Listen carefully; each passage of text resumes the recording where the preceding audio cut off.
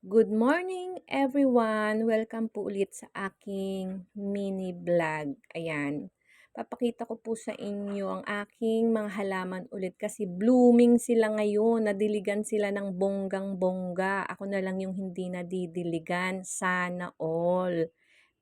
Ganon.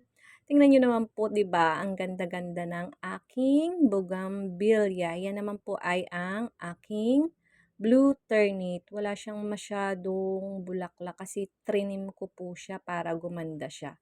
At yan naman po ang aking mga hanging plants. Iba't iba po yan.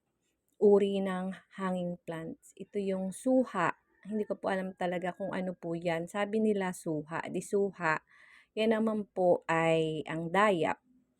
Tapos dito po yan, yung mga halaman na San Francisco po ba tawag dyan? Yan. Tapos dyan ko po tinatapon yung mga nabubulok tulad ng balat ng gulay, balat ng prutas. Yan, dyan ko po siya tinatapon at ginagawa ko pong fertilizer. Ayan po, ready na po ang aking mga gagamitin sa pagtatanim ng strawberry. Yan po talaga ang content ko ngayon.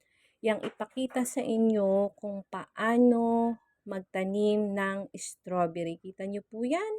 May maha-harvest na akong 2 piraso na strawberry. 2 piraso man yan, pero masaya na po ako dahil nakikita ko po na namumunga na ang aking strawberry. Sa totoo lang, kaya na-inspire uli ako magparami ng strawberry. Yung dati ko kasing customer na taga San Jose, pumunta ulit sa akin at bumili. At babalik pa daw po siya at bibili siya uli. Kaya kailangan ko pong magparami. Kasi sabi niya, ate magparami ka dahil bibili ulit ako sa iyo. Kaya yan.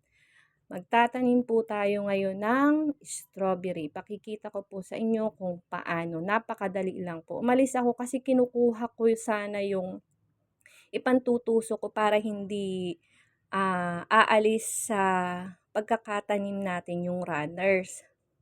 Kaso hindi ko nakita. Kaya pwede na po yung parang ang walis tingting tapos tutupiin nyo lang kasi ilalagay nyo. Kaso hindi ko na pakita dito sa video na to. Ayan, nilagyan ko po ng lupa, tapos tain ng baka, lupa, tain ng baka.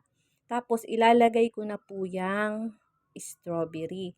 Wag nyo pong puputulin yang nakakonekta sa mother at dun sa runners. Bago nyo po yan tanggalin, kapag kabuhay na yung runners, yung dikit na siya sa lupa bago nyo tanggalin. Kasi pag tinanggal nyo yan ngayon, hindi mabubuhay yung